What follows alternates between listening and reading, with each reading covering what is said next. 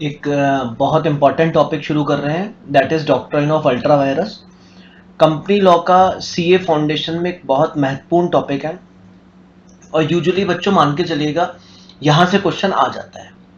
तो let's start doctrine of ultra virus. अगर मैं यहां लिखूं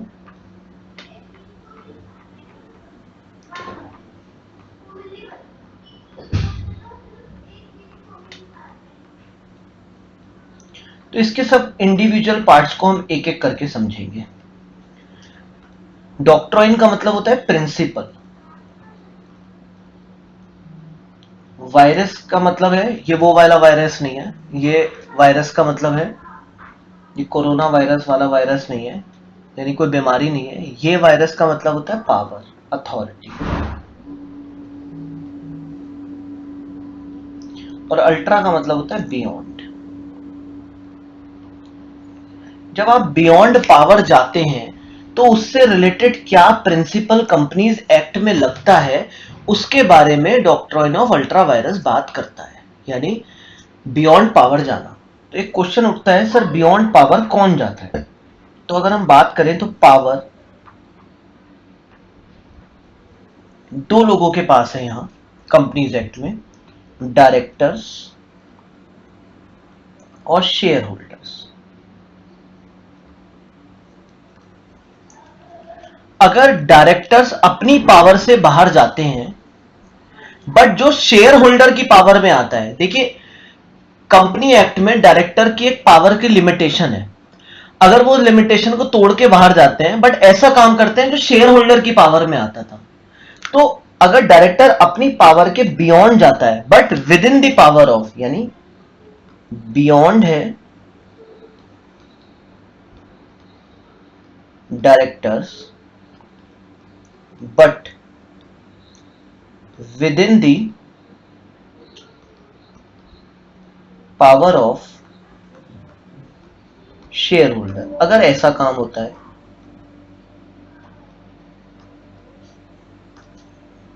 डायरेक्टर्स की पावर के बाहर है पर शेयर होल्डर की पावर के अंदर है, और डायरेक्टर ने ऐसा काम कर दिया, जैसे डायरेक्टर्स को पावर थी 70 करोड़ रुपए तक का लोन ले सकते हैं, डायरेक्टर्स ने 80 करोड़ का लोन ले लिया। तो अगर डायरेक्टर अपनी पावर के बियॉन्ड चला जाता है, शेयर होल्डर के पास मान लीजिए पूरी पावर थी, तो ऐसी चीजों को रेटिफाई कर सकते हैं share holder. Share holder in चीजों को रेटिफाई का मतलब इसकी पुष्टि कर सकते हैं। कहते हैं अगर डायरेक्टर ने बियॉन्ड पावर कर भी दिया तो कोई बात नहीं है, हम इसको मानते हैं कि ये ठीक है, ओके, अप्रूव्ड कर देते हैं। अगर हम बात करते हैं शेयर होल्डर अपनी पावर्स के बाहर जाते हैं, और शेयर होल्डर भी दो तरीके की पावर से बाहर जाते हैं, बियॉन्ड आर्टिकल और बियॉन्ड मेमोरेंडम। आर्टिकल में जो पावर है शेयर होल्डर उससे बाहर जाता है, तो अगर आर्टिकल की पावर से बाहर जाता है तो भी रेटिफाई किया जा सकता है by amendment in articles. Article of association में आप अमेंडमेंट कर दीजिए तो उस एक्ट की वैलिडिटी हो जाएगी, रेटिफाइड हो जाता है। आर्टिकल्स वगैरह में अमेंडमेंट बेटे हमेशा स्पेशल रिजोल्यूशन से किए जाते हैं, यानी वोटिंग इन फेवर। स्पेशल या ऑर्डिनरी रेजोल्यूशन जब भी आएगा हमेशा मेंबर्स के रेजोल्यूशन की बात होती है, और ऑर्डिनरी रेजोल्यूशन है तो वोटिंग इन फेवर हमेशा एक्सेस होनी चाहिए वोटिंग अगेंस्ट की, और अगर स्पेशल रेजोल्यूशन है तो थ्राइस होनी चाहिए voting in favour voting against की। तो आप आर्टिकल में चेंज करिए और जो भी आपने काम किया वो वैलिड हो जाएगा, रेटिफाई हो जाएगा, यानी वो जो भी काम किया वो वैलिड हो जाएगा। लेकिन अगर आप बियॉन्ड द मेमोरेंडम जाते हैं, मेमोरेंडम की पावर के बाहर भी चले जाते हैं, तो ये वॉइड होता है एंड नो रेटिफिकेशन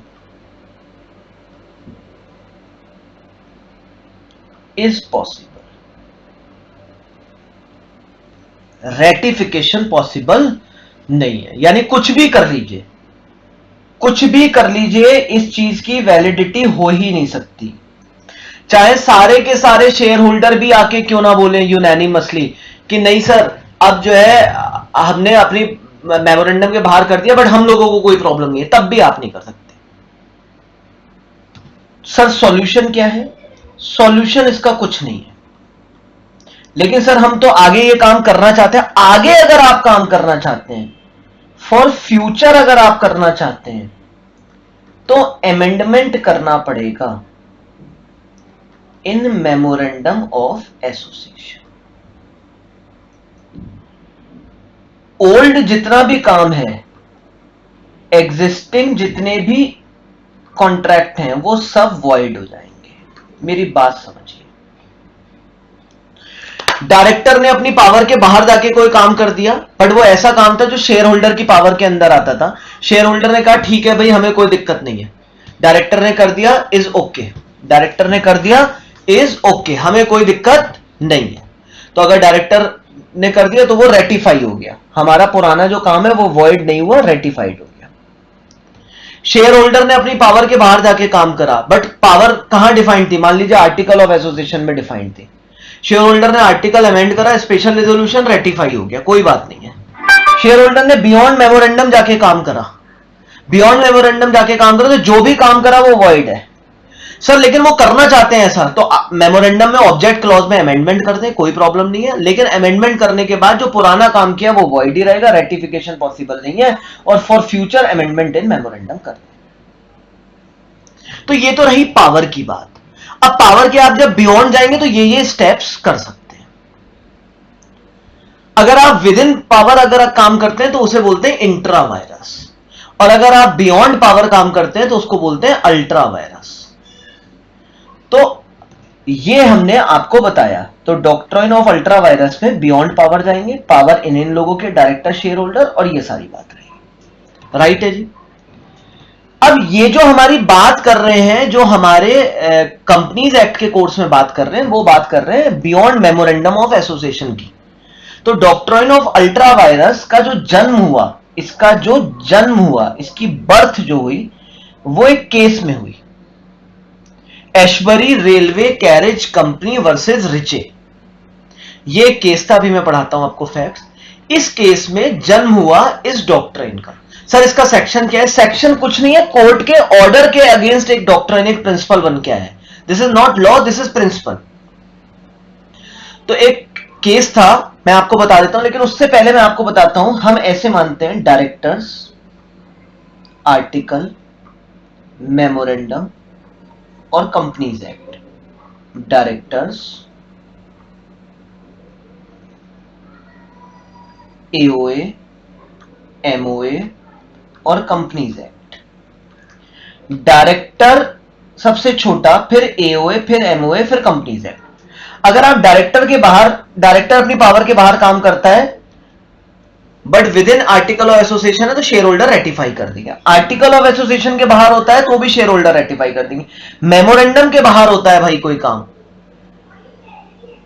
तो सिर्फ कंपनीज एक्ट ही चाहे तो उसके बारे में रेमेडी देगा, इसलिए उन्होंने डॉक्ट्रिन ऑफ अल्ट्रा वायरस के बारे में बताया है। तो यहां तक के दो काम के बारे में तो रेटिफिकेशन पॉसिबल है, इसके अगर आप बाहर जाएंगे, और ये सारे काम दोनों जो होते हैं वो वॉइड हो जाते हैं। तो doctrine of ultra virus memorandum के बाहर की बात कर रहे हैं। सर मेमोरेंडम में पावर कहां किस क्लॉज में डिफाइंड होती है? आपको पता है, ऑब्जेक्ट क्लॉज के अंदर मेमोरेंडम में पावर डिफाइंड होती है। मैं आपको इससे रिलेटेड एक बात बताता हूं। ये देखिए जरा, Ashbury railway carriage company limited versus Riche. Aishwarya, Aishwarya Rai से आप इसको गैस कर सकते हैं। ऐशबरी, कैडबरी चॉकलेट से कर सकते हैं, इनका संधि अगर बनाएंगे तो ऐशबरी बन जाएगा। तो Ashbury railway carriage and iron company थी, और एक बंदा था रिचे। मैं मोटा मोटा बता देता हूं क्या हुआ बच्चों। इन्होंने एक कॉन्ट्रैक्ट करा, ऐशबरी रेलवे कैरेज कंपनी ने अपने ऑब्जेक्ट क्लॉज के अंदर क्या लिखा होता है, इसके ऑब्जेक्ट क्लॉज के अंदर लिखा हुआ था कि साहब ये क्या करेंगे, जो रेलवे वैगन्स होते हैं उनको बनाएंगे, उनको सप्लाई करेंगे, और ये इलेक्ट्रिकल ये जो है ये करेंगे, मैकेनिकल इंजीनियरिंग और जनरल कॉन्ट्रैक्ट्स करेंगे। इसके अलावा माइंस की लीजिंग सेलिंग करेंगे, और ये कोल टिम्बर और इन सब की परचेज और सेल करेंगे। ठीक है, रेलवे कैरेजेस और वैगन को लैंड और हायर करेंगे, मैकेनिकल इंजीनियर और जनरल कॉन्ट्रैक्ट करेंगे। अब इसने क्या करा, ये इस कंपनी का ऑब्जेक्ट क्लॉज था। इस कंपनी ने क्या करा, एक मिस्टर रिचे के साथ एक कॉन्ट्रैक्ट करा कि उन्हें लोन, उन्हें लैंड कर दिया पैसा, फाइनेंस कर दिया इन्होंने रेलवे लाइन बेल्जियम में बिछाने के लिए पैसा। यानी रिचे बेल्जियम में एक रेलवे लाइन बिछा रहा था और इस कंपनी ने क्या करा, उन्हें फाइनेंस कर दिया। बाद में पता लगा कि सर ये तो इनके ऑब्जेक्ट क्लॉज में था ही नहीं। क्यों सर, वो भी तो रेलवे लाइन बिछा रहा था, कॉन्ट्रैक्ट कर रहा था। देखिए जरा, पहला काम इनका काम था रेलवे वैगन सप्लाई करने का, इससे कोई रिलेशन नहीं था। मैकेनिकल इंजीनियरिंग यानी कंस्ट्रक्शन का कोई काम इन्हें करना था। सर जनरल कॉन्ट्रैक्ट भी तो कर सकते थे। देखिए एक प्रिंसिपल होता है लॉ को इंटरप्रेट करने का, एजेस्डम जेनरिस। एजेस्डम जेनरिस कहता है कि आप आगे वाले वर्ड्स को पीछे के वर्ड्स के अकॉर्डिंग एक्सप्लेन करेंगे। अगर कोई आगे जनरल वर्ड्स आ जाता है, जैसे मैं आपको बोलूं लॉइन और tiger, elephant and other animal, तो यहां अदर एनिमल के अंदर आप सिर्फ उन्हीं को लाएंगे जो वाइल्ड एनिमल्स होंगे। इनके अंदर आप डियर वियर नहीं लेके आएंगे, क्योंकि सारे वाइल्ड एनिमल्स का नाम लिखना पॉसिबल नहीं है। इसलिए लॉ को लिखने का तरीका होता है, शुरू में स्पेसिफिक बताया जाता है, बाद में एक जनरल बताया जाता है और कहा जाता है जनरल को स्पेसिफिक से रिलेट करके एक्सप्लेन करिए। सो यहां पर भी इन्होंने मैकेनिकल इंजीनियरिंग बताया एंड जनरल कॉन्ट्रैक्ट, यानी ये जनरल कॉन्ट्रैक्ट भी किससे रिलेटेड है, मैकेनिकल इंजीनियरिंग से, वरना तो सारे कॉन्ट्रैक्ट कर लेंगे। तो जब भी कोई जनरल वर्ड आता है with support to the specific word, तो वो स्पेसिफिक वर्ड के अकॉर्डिंग एक्सप्लेन किया जाता है। This rule is known as ejusdem जेनरिस।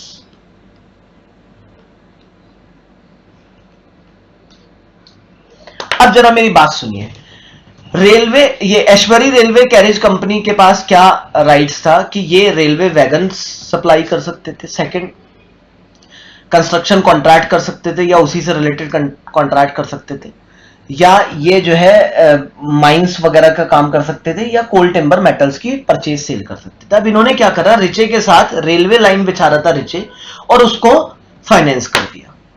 Later on stage पे ये एक बात हुई कि जो है इन्होंने देखा, हो ये हमने क्या कर दिया, इन्होंने कहा हो, हम रात में इन लोगों ने देखा, बोले हो ये तो हमने अपनी पावर के बियॉन्ड जाके काम कर दिया और हमें तो पता ही नहीं था हमने अपनी बियॉन्ड पावर कर दिया है, और अब हम देख रहे हैं हमारे तो ऑब्जेक्ट क्लॉज में लिखा ही नहीं है। तो इन्होंने कहा रिचे भैया ये काम हमारी पावर के बियॉन्ड हो गया, इसलिए ये तो वॉइड हो गया।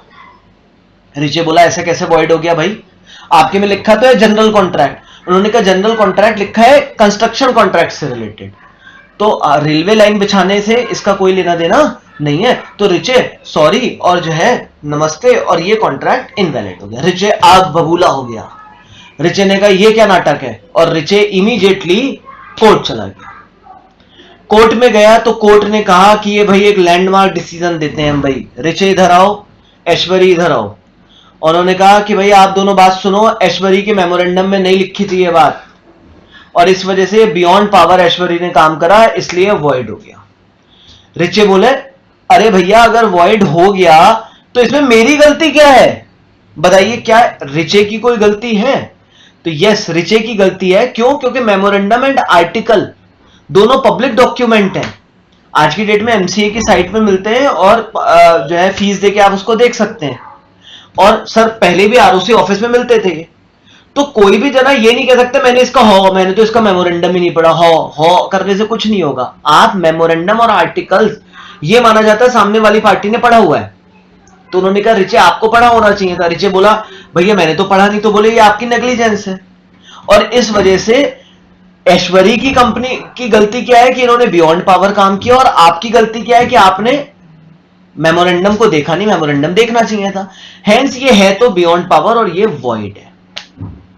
रिचे बोला क्या ऐसा हो सकता है कि मैं ऐश्वरी के सारे लोगों को मना लूं और सारे लोग यूनानिमस मतलब 100% लोग बोले चलो चलो कॉन्ट्रैक्ट वैलिड कर देते हैं? बोले नहीं। रिचे ने ऐश्वरी से बोला कि मान जाओ, ऐश्वरी बोला चलो हम सारे लोग मिलकर इसे वैलिड कर देते हैं। कोर्ट ने कहा नहीं, रेटिफिकेशन पॉसिबल नहीं है। अगर आपको आगे ऐसे कॉन्ट्रैक्ट करना है तो मेमोरेंडम को ऑल्टर करिए, ऑब्जेक्ट क्लॉज को फर्दर कर लीजिए, बट ये कॉन्ट्रैक्ट वॉइड हो गया। ऐश्वर्य रेलवे कैरेज कंपनी से का ये वॉइड हो गया और रिचे से भी का ये वॉइड हो गया। नाउ द क्वेश्चन अराइज, इसमें फंसा कौन? रिचे ने, मान लीजिए रिचे ने कोई एडवांस पैसा दे दिया ऐश्वर्य को, या ऐश्वर्य ने इसको दे दिया रिचे को, तो इससे कोई फर्क नहीं पड़ता, वो पैसा जरूर वापस होगा।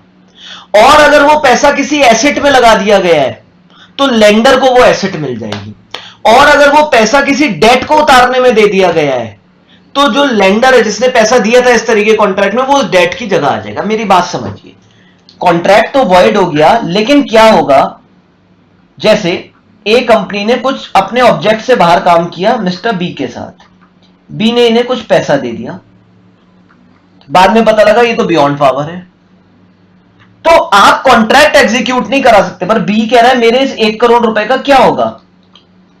If it is available with A, तो ए को इसको रिटर्न करना पड़ेगा।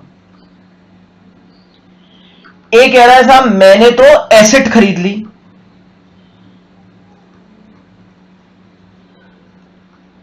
अगर कैश है तो रिटर्न करना पड़ेगा। एसेट परचेज कर ली, then mister B will take the asset, वो एसेट ले लेंगे।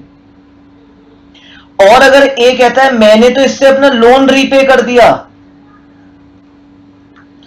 Then mister B will be placed in the list of borrower. पैसा लेने वालों की लिस्ट में प्लेस हो जाएगा। इसे सबरोगेशन बोलते हैं।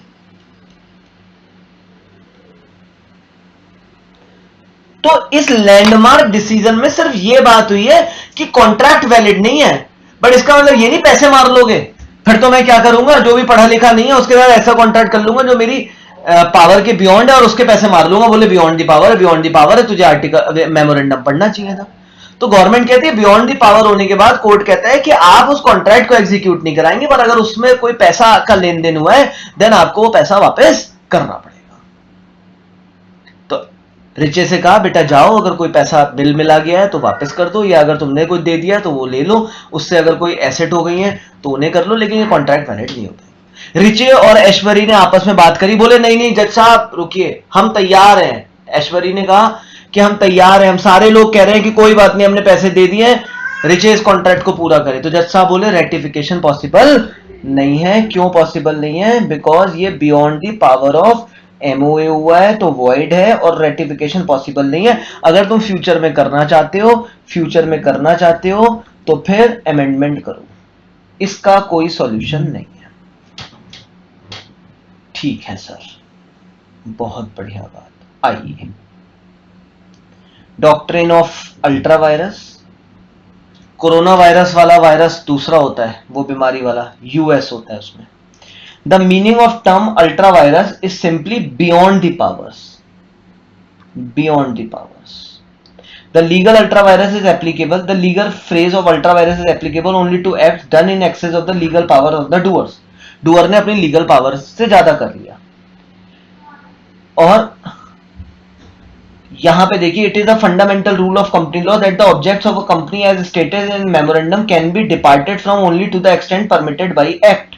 अगर एक्ट में कोई बात कह दी है तो एमओए से आप अलग जा सकते हो, अदरवाइज एमओए से अलग नहीं जा सकते हो। In consequence any act done और contract made by company which travel beyond the power not only of the director but also of the company. Word company का मतलब एमओए है, डायरेक्टर की पावर के बियॉन्ड है तो कोई बात नहीं है।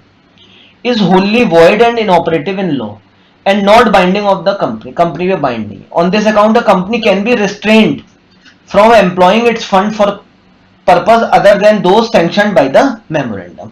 और इस लॉ से कंट्रोल किया जाता है कंपनी को कि वो फंड केवल वहीं लगाएगी जिस पर्पज से कंपनी बनाई गई है। और कंपनी से कहा जाता है कि आपको हम रिस्ट्रेंट कर रहे हैं, आपको हम कंट्रोल कर रहे हैं कि आप डिफरेंट ट्रेड नहीं करेंगे। इंपैक्ट क्या होगा? Company can neither be sued on an ultra vires transaction nor can it sue. ना तो Aishwarya railway carriage company Riche से कुछ कह सकती है, ना रिचे भाई सब कुछ कह सकते हैं। रिचे ये नहीं कह सकता है मैं लुट गया, मेरे साथ गलत हो गया। क्यों? क्योंकि रिचे ने भी तो नहीं पढ़ा, तो दोनों के साथ है। ना कंपनी पे वो केस करेगा ना कंपनी केस करेगी। क्यों सर? क्योंकि मेमोरेंडम तो पब्लिक डॉक्यूमेंट था ना, तो रिचे से कहा गया तूने क्यों नहीं पढ़ा, पब्लिक इंस्पेक्शन के लिए था। ठीक है, ठीक है सर। तो आप भी कंपनी से के अगेंस्ट में इसे एनफोर्स नहीं करा सकते। Now an act which is ultra virus of the company being void cannot be ratified by shareholder। सारे शेयर होल्डर मिल भी जाए तब भी कुछ नहीं होगा। Sometime act which is ultra virus can be regularized by ratifying it subsequently। For instance, if act is ultra virus, the power of director, अगर director की पावर के बियॉन्ड है बच्चों, तो शेयर होल्डर रेटिफाई कर सकते हैं।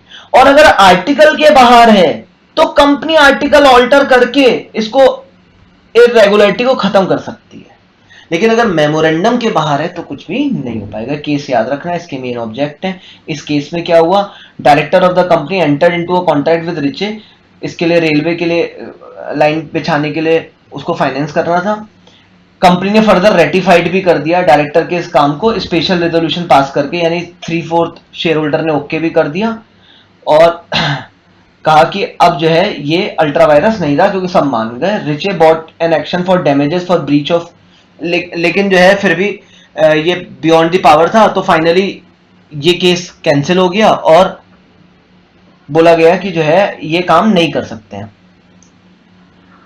कंपनी ने से करने से मना कर दिया। Company repudiate the contract being ultra vires. Riche ने डैमेजेस के लिए एक्शन लिया है। रिचे बोला कोई बात नहीं, आप मत करो, अल्ट्रा वायरस है तो आपको खुद सोचना चाहिए था ना, आप मुझे डैमेजेस दोगे। क्या देगी डैमेजेस कंपनी?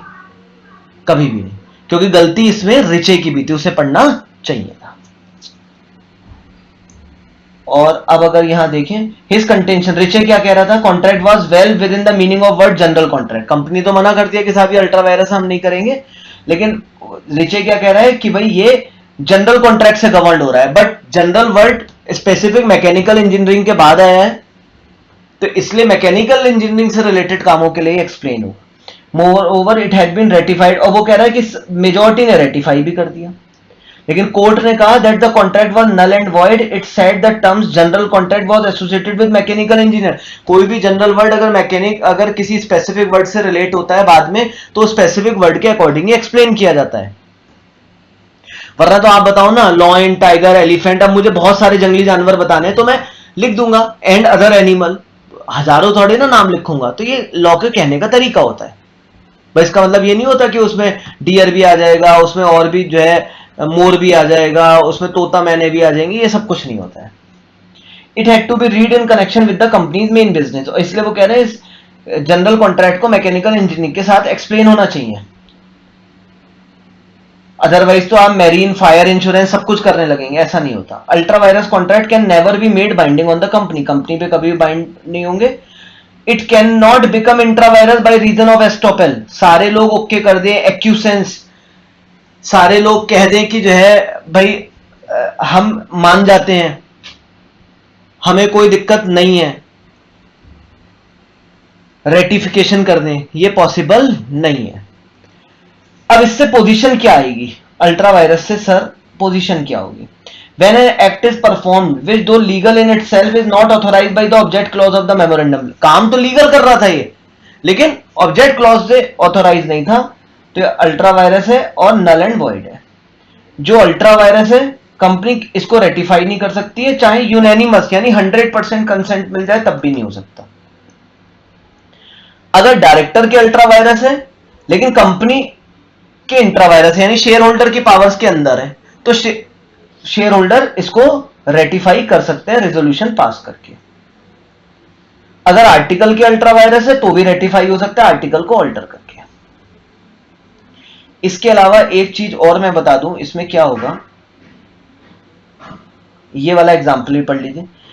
अगर आपने कोई गुड सप्लाई करा या पैसे दिए हैं, if you have supplied goods or performed service on such a contract or lend money, you cannot obtain payment or recover the money lent, but if the money advanced to the company has not been expended, यानी cash in hand है, हमने ultra vires act के लिए पैसा दे दिया और वो पैसा कैश इन हैंड है, तो lender may stop the company from parting with it by means and injunction. This is because the company does not become the owner of the money. Company owner नहीं है, company ने भी तो ultra vires लिया था, और lender he remains the owner है, he can take back the money. और अगर उससे कोई प्रॉपर्टी ले ली तो प्रॉपर्टी ले लेगा। और अगर अल्ट्रा वायरस लोन यूटिलाइज कर दिया गया किसी डेट को निपटाने में तो लेंडर कॉन्सिक्वेंटली उस लोन की जगह प्लेस हो जाएगा और पैसा रिकवर कर सकता है। लेकिन अगर हमने अल्ट्रा वायरस एक्ट के लिए किसी कंपनी को पैसा दे दिया और कंपनी ने उस एक्ट पे खर्च कर दिया ना, कंपनी पे कैश इन हैंड भी नहीं है, कंपनी पे कोई एसेट भी नहीं है और कंपनी पे ने किसी डेट को भी पे नहीं करा है, तो फिर आप जिसने जो लेंडर है वो पैसा रिकवर नहीं कर सकता। पहली दो लाइन पढ़िए, if you have supplied goods और perform service on such contract, मैंने कोई गुड्स या सर्विस परफॉर्म कर दी है या लैंड मनी है, you can not obtain payment और रिकवर द मनी लैंड। हमने जो पैसा दिया वो पैसा अगर खर्च हो गया अल्ट्रा वायरस एक्ट पे तो प्लीज मेरी बात समझिए वो रिकवर नहीं हो सकता। कब हो सकता है? जब वो कैश इन हैंड है तो रिकवर हो जाएगा। सेकंड, जब जो है उसके अगेंस्ट कोई एसेट क्रिएट है तो वो हम ले लेंगे। अगर वो किसी लॉफुल डेट को निपटाया गया तो उसकी जगह हम आ जाएंगे। लेकिन अगर वो खर्च हो गया केवल तो फिर हमारी भी गलती थी, हमने नहीं देखा, वो हमारा वापस नहीं आ सकता। Disadvantage of this doctrine outweigh it's main advantage की तरफ झुकाव करता है, नेमली टू प्रोवाइड, ये शेयर होल्डर्स को प्रोटेक्शन देता है, क्रेडिटर्स को भी प्रोटेक्शन देता है और कंपनी को प्रिवेंट करता है कि अपनी एक्टिविटीज के अलावा कोई और काम नहीं करेगी। लेकिन इस डॉक्ट्राइन का पर्पस डिफीट हो जाता है ऑब्जेक्ट क्लॉज, क्योंकि कभी भी इजीली ऑल्टर किया जा सकता है। तो अगर हमें कोई काम करना है, प्लीज मेरी बात समझिए, अगर ऐश्वर्य रेलवे कैरेज कंपनी को रेलवे लाइन के लिए पैसा देना तो दे सकती थी, बस सिर्फ एक काम क्या करना था, उसे अपने ऑब्जेक्ट में चेंज करना था। अगर ऑब्जेक्ट में ही चेंज नहीं करेंगे आप, उससे पहले काम कर देंगे तो गड़बड़ है। अदरवाइज ऐसा कोई दिक्कत नहीं है कि साहब मैं काम ही नहीं कर सकता, काम तो आप कर ही सकते हैं। तो प्लीज सब करें doctrine of ultra virus, beyond the power जाने का प्रिंसिपल। बियॉन्ड द पावर अगर डायरेक्टर जा रहे हैं बट वो आर्टिकल्स के अंदर आता है तो शेयर होल्डर उसे रेटिफाई कर सकते हैं। आर्टिकल के बाहर जा रहे हैं तो भी शेयर होल्डर रेटिफाई कर सकते हैं स्पेशल रेजोल्यूशन पास करके। मेमोरेंडम के ऑब्जेक्ट के बाहर जा रहे हैं तो this is completely void, ratify नहीं हो सकता। सर वॉइड होने पे होगा क्या? अगर आप दोनों का कॉन्ट्रैक्ट वॉइड हो गया कोई डैमेजेस नहीं मांग पाएगा, लेकिन अगर किसी ने पैसा दिया है और वो कैश इन हैंड है दूसरे के पास तो वो वापस हो जाएगा। एसेट खरीद लेगा तो एसेट ले ली जाएगी, और अगर कोई उसके बदले कोई लायबिलिटी रीपे हो गई है तो वो लायबिलिटी की प्लेस पर वो पर्सन आ जाएगा लेंडर। लेकिन अगर वो पैसा ऐसे ही खर्च हो गया है तो उसको रिकवर करना पॉसिबल नहीं है, गलती दोनों की है। तो इस बात को ध्यान में रखते हुए आप डॉक्ट्राइन ऑफ अल्ट्रा वायरस को समझिए। Okay, bye bye.